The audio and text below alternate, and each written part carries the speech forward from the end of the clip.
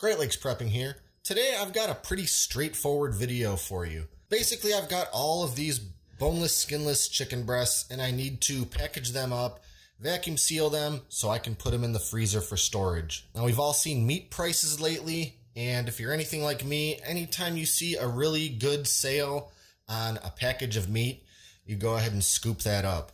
And recently at the store, I saw some really good prices on boneless, skinless chicken breasts. So I stocked up a little bit, and this is basically one of the packages. And as long as I'm going through all the steps to chop this up and vacuum seal it, I figured I'd make a little video about it because some people have asked about it, and people are searching for this exact thing in YouTube. So why not make a video?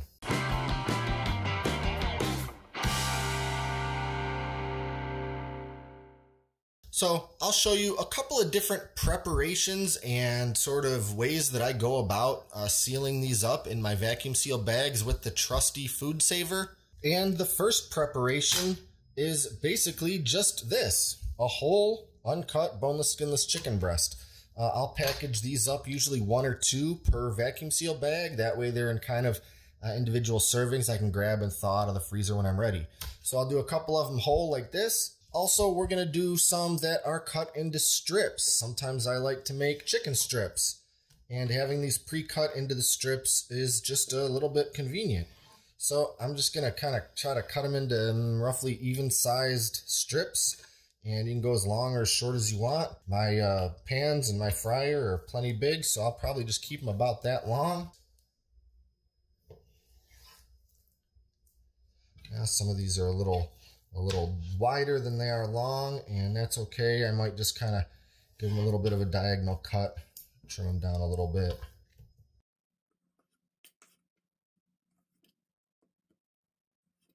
There, so there's our strips ready to go in the vacuum seal bags. And something I use boneless, skinless chicken breasts for a lot is stir fry.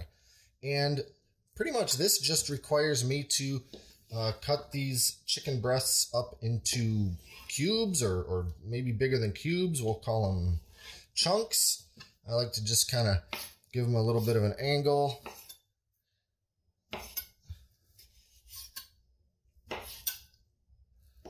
Cut them into chunks about that big.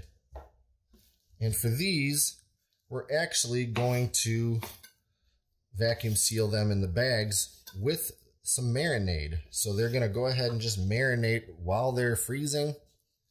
And as I thaw them back out, they're going to continue marinating. And by the time I'm ready to cook them, they're just going to be super flavorful with this marinade. And today's marinade that I'm using is actually going to be this teriyaki sauce. I've never actually used this brand before, but I hear good things.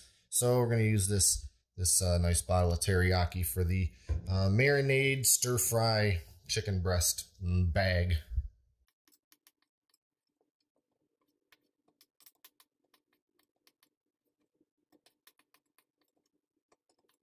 So we got our chicken breasts all prepared, at least as far as we're going to prepare them. We got our chicken strips, our whole chicken breasts, and our stir-fry chunks that will go in with the marinade. Now, let's break out the FoodSaver and get to vacuum sealing.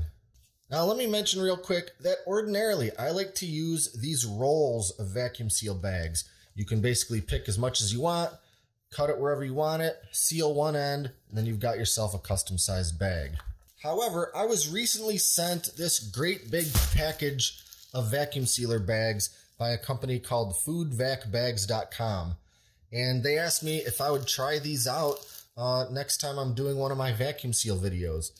And well, I've had these laying around for a couple weeks, and this is the first sort of big vacuum sealing I've done since I got them. So, you know, no better time than now to try these things out. Now, this company sells all sorts of different vacuum seal bags, and their claim is that they're the same quality or better as any of the other sort of vacuum seal bags or rolls or anything else like that I've recommended or used in the past.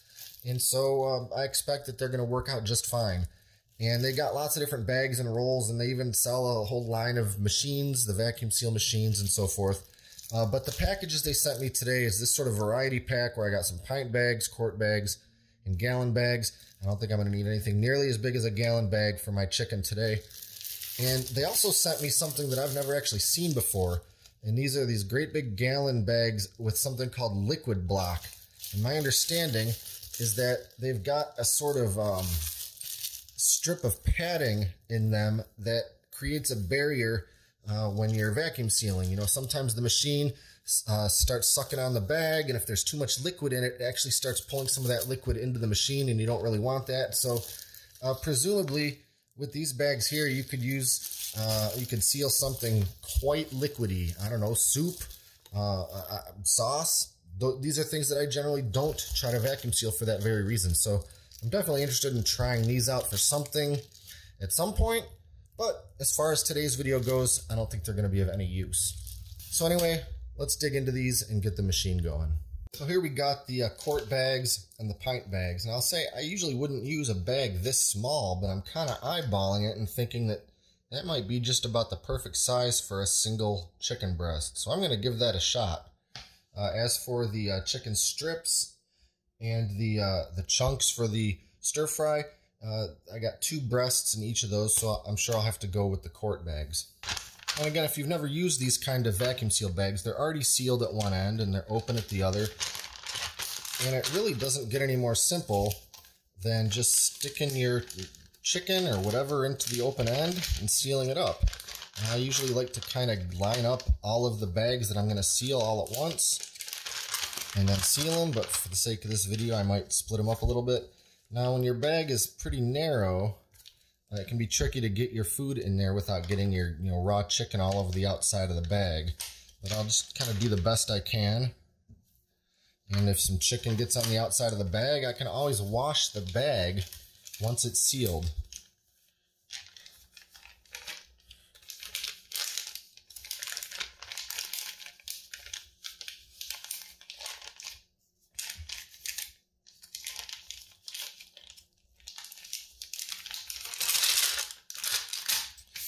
Yeah, I'd say that's just about perfect for a single chicken breast. I really like that.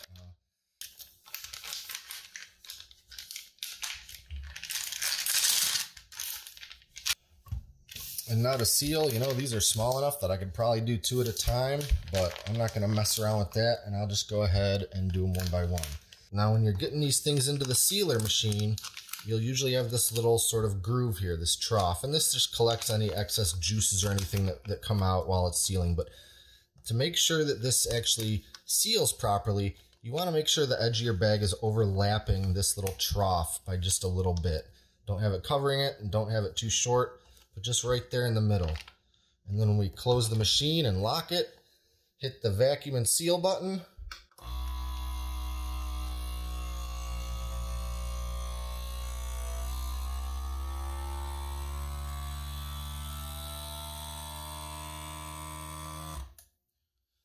Okay, it's finished vacuuming, and now the red light's on, which means it's sealing. There's a heat element that's heating up an edge of the bag to make sure that it's good and sealed and that vacuum does not break. Lights off so we can open the machine, and there we have it, a perfectly vacuum sealed individual chicken breast. We'll do the same thing with the other one.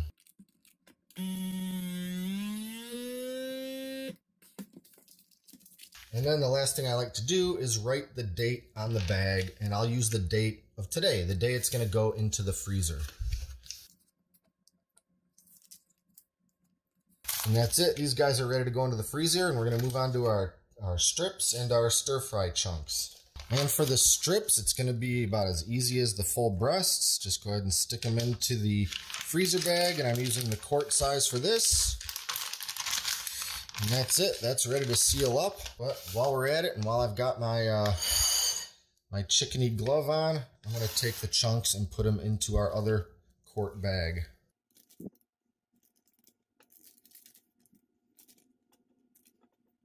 And for the strips, it's no different than the breasts. They're in the bag, and now they're ready to seal.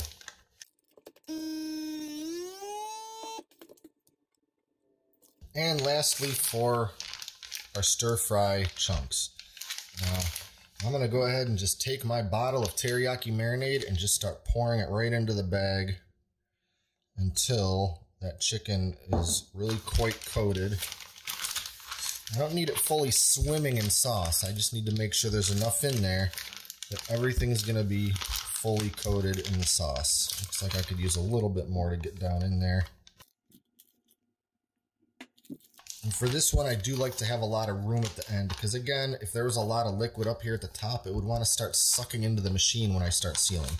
But that's looking pretty good. All those chunks are good and coated. And now I seal. Now you might be able to see that it did start sucking in some of that marinade. And that's not a big deal. You know, it didn't seem to really take a lot out of there, and if it took some out, it would just kind of drop it into this splash tray or trough or whatever you want to call it. As for this little bit that's stuck here up at the top on the outside of the seal line, well, I'll just rinse this off with some water before I stick this thing in the freezer. That's all I got to do. And that's all there really is to it. All these bags are now ready to go into the freezer, and I'm comfortable leaving meat totally frozen in the freezer for at least a year. And when I want to use it, I'll just take it out of the freezer a good full day before it's time to use, put it in the refrigerator, leave it right here in the bag, let it thaw out in the fridge, and just cut the bag open, grab my meat out of there, and cook it up as soon as it's done thawing. Maybe kind of a silly video for people that are familiar with using a FoodSaver, but if you've never used one before, you might not know the basics of how to do it. And if you want to check out these vacuum seal bags, as well as all the other different bags and rolls that are sold by foodvacbags.com, well, just go to foodvacbags.com or check out the link that I'll put in the video description. Don't forget to like and subscribe and stay up to date with all our latest stuff, including future freezing and food preservation videos. Thanks for watching, and until next time, this is Great Lakes Prepping.